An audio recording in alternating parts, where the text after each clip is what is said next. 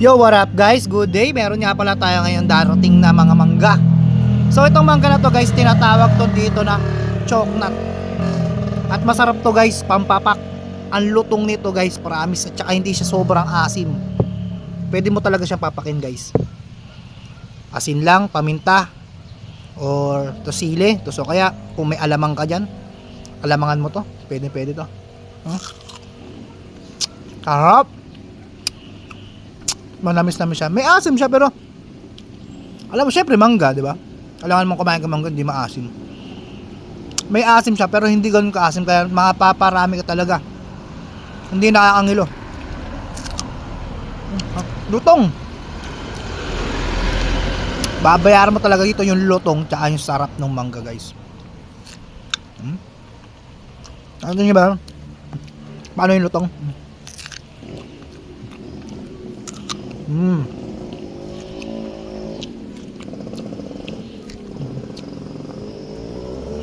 Magkano to sa market ngayon?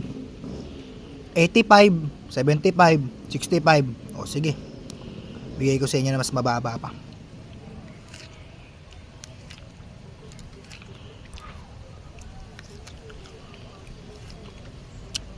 Bigay ko sa inyo ng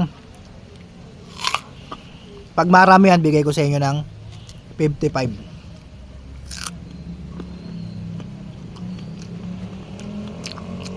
Pag marami yan.